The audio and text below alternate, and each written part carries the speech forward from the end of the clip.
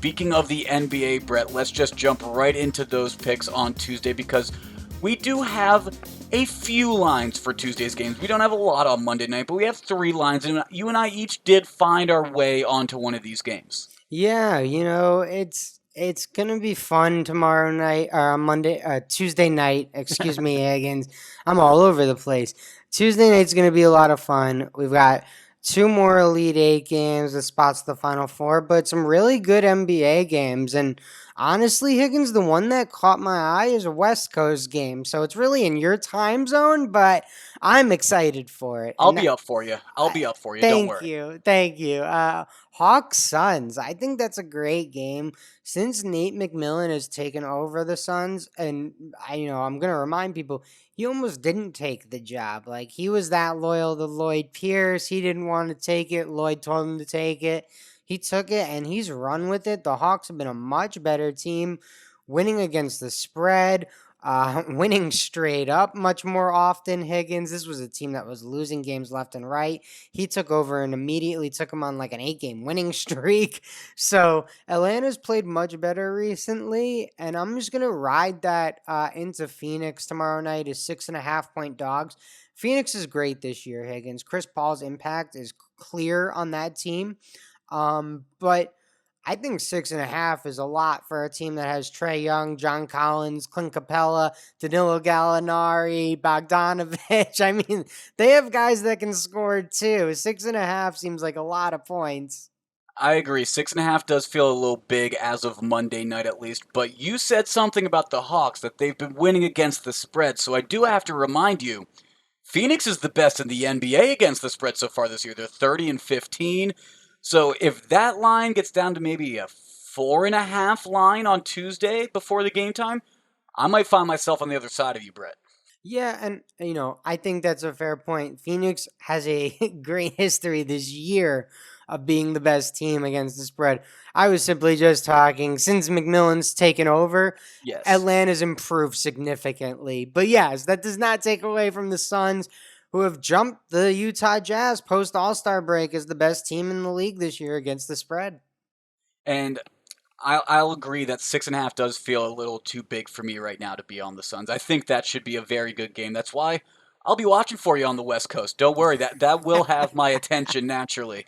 But speaking of that, I'm gonna take the earlier game though, Brett. Philadelphia 76ers at the Denver Nuggets. This is gonna be a 4:30 local time tip-off in the Mountain Time, 3:30 my time, 6:30 on the East Coast for you. That's enough time zones I think that we just talked about though.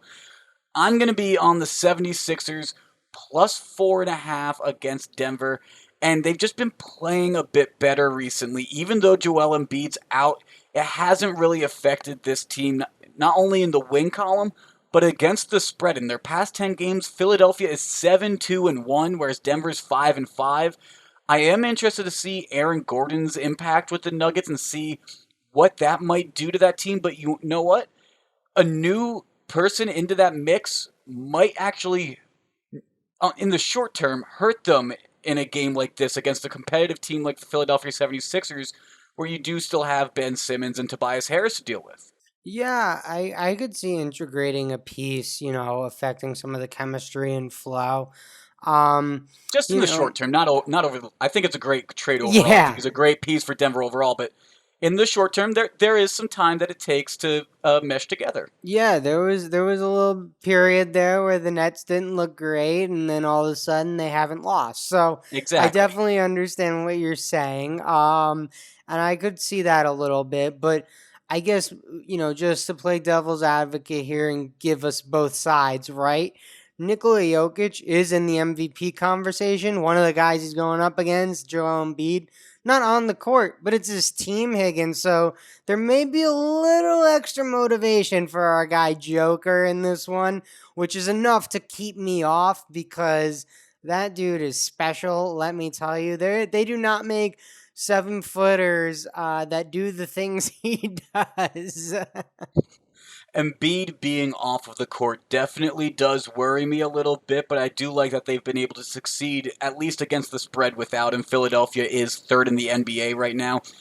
And overall against the spread, Denver is just below 500 at 22 and 24 this season. So I expect it to be a good game. Philadelphia could win that game outright as well. Without Embiid, though, it's a tall task, especially who's going to cover Jokic. Yeah, and you gotta like that the Nuggets were able to acquire Gordon without really giving up, Ball.